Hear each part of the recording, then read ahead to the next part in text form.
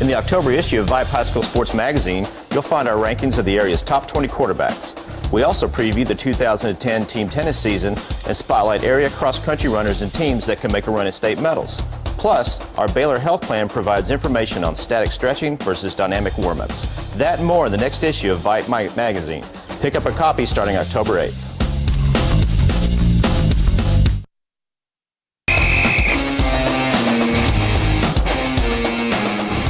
Sometimes we encounter people that transcend everyday helpfulness by truly changing lives. Justin Merchant is a secondary coach at Frisco Centennial High School, and the efforts he's made off the field are truly heartwarming. Rick Bowles tells us all about it in this week's FCA Spotlight.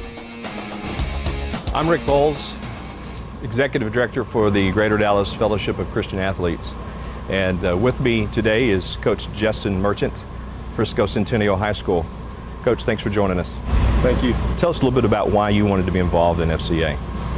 Really, to be honest with you, it's just being thankful. I heard a coach say to me one time that everybody has a hole in their heart, and you're going to be searching your entire life until you fill that hole with what it's meant to be. That was Jesus. What impact has FCA had on the students involved? Well, I think it's had a huge impact. There's a couple students in particular who have, it's probably my greatest accomplishment as a coach. I've had a couple students come up to me and say, thank you. Thank you for sharing your testimony with me. And I think when you get that from a kid, it makes everything else worth it. We're going to talk here in a minute to a young man named John Lee, who's been involved with FCA here. Tell us a little bit about the background of his story and how you're involved with him. Well, John Lee came to us from Clark Middle School and coming from New Orleans. He was a guy that was in Hurricane Katrina.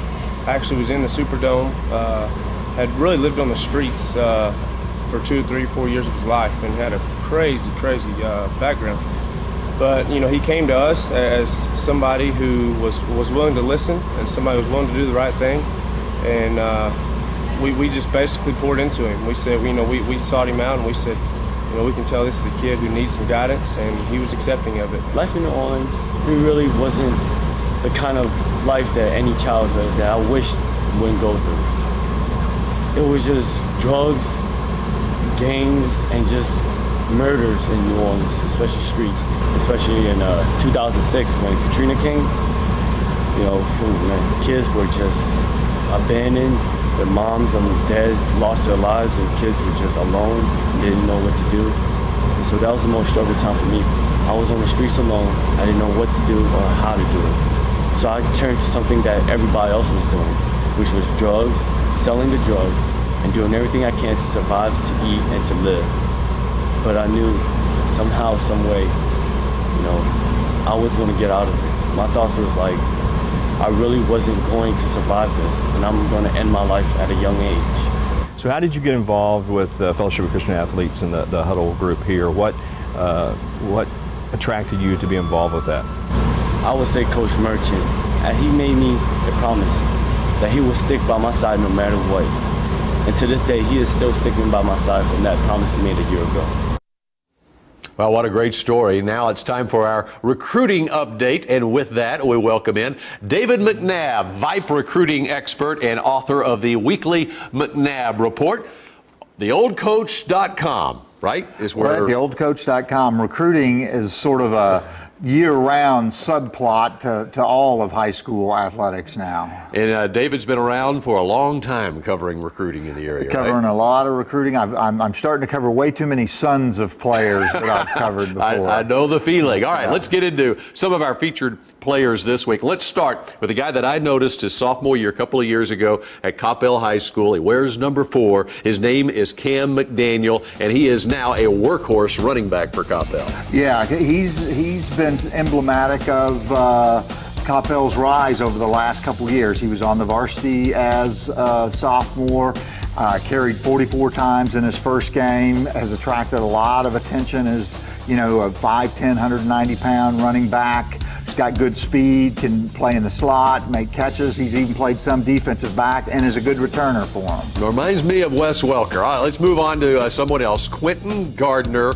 the wide receiver from Denton Guyer High School. And he's one of your classic guys that basically 10 or 15 years ago, and Texas might have been sort of an unknown good athlete on a team, but because athletes like Quentin are now used in spread offenses and they really become proficient at catching, they've become big-time college prospects. And he's listed 6'190". Next wide receiver we want to feature from Cedar Hill High School, playing for Coach Joey McGuire, a bigger wide receiver, Lovett Gibson.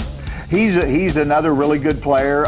Cedar Hill doesn't throw quite as much, but he's the tall kid who can do the streak routes, and he's tough enough to catch over the middle. You know, the Boise States, Minnesota, they come to Texas for speed, and when they come to Texas, they go to Cedar Hill. And Cedar Hill not throwing the ball all that much, but he did have 25 receptions in the first month of the season against a killer non-district schedule. And finally, Joe Bergeron from North Mesquite High School, the Stallions' big running back, headed to UT. I first saw him a couple of years ago, I think at a sophomore combine at Duncanville High School. Yeah, he actually started getting on the radar. He'd been really big in youth football, has always insisted, I want to play running back. And everybody looked at him and go, well, what about linebacker? What about defensive end? But he has proven that he can play running back. He's got great feet, tremendous hands. He's an exceptional team leader.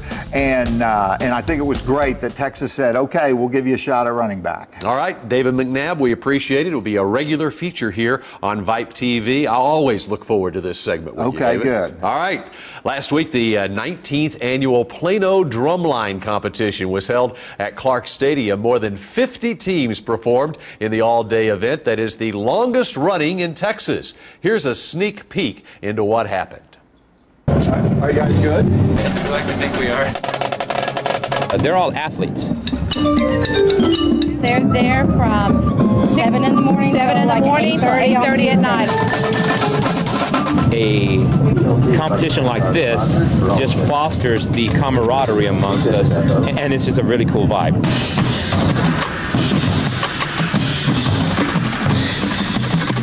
We have about 50 parents that, over the course of the day, that feed us, that unload our equipment, load our equipment, chaperone on the buses for the students. So it's really a lot of parent help, and we really couldn't do it without them.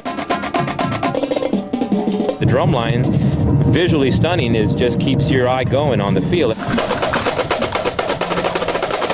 It takes a lot to be prepared for a show like this.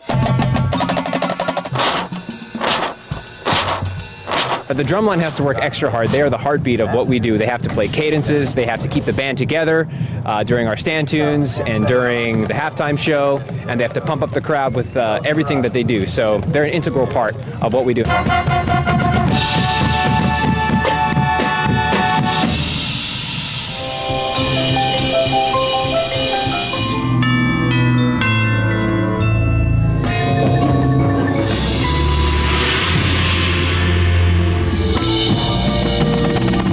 We haven't really watched any other drum lines. We try not to compare ourselves to anybody else. We just want to do our thing and be as good as we can be. Once they get a taste of it, then they just perpetuate the whole activity, and all of a sudden you can't get them away from the drum.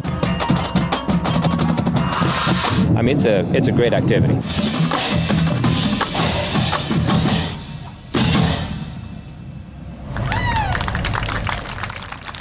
All right, who are the current leaders in North Texas football? When we return, it's time for a Landry Award update. VYPE TV continues in 2 minutes.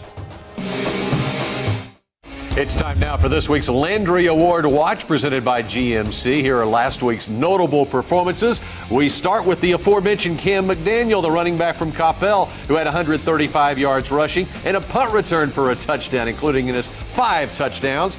Dallas Conrad quarterback Silas Jefferson ran for 5 scores, threw for 2 more touchdowns. And Tony White, the wide receiver defensive back from Dallas Hillcrest, picked off 3 passes, returned 1 for a touchdown, also had a 59-yard touchdown reception. And finally, the Ferris running back Robert Grady, 282 yards rushing and 5 touchdowns. As mentioned, this is the premiere episode of VYPE TV. Back to talk more about the project, VYPE Magazine's editor-in-chief, Tim Polzer. What's coming up in the next edition, Tim? Well, one of the things we're really excited about is that we rank and break down the top 20 quarterbacks in the area. So it always is a bit controversial. People have their own opinions. Always get a lot of positive and some negative feedback. So that's the kind of stories we like. All right, Tim Polzer, we appreciate it. We appreciate you joining us here for VYPE TV, and we'll see you again next week here at 10:30.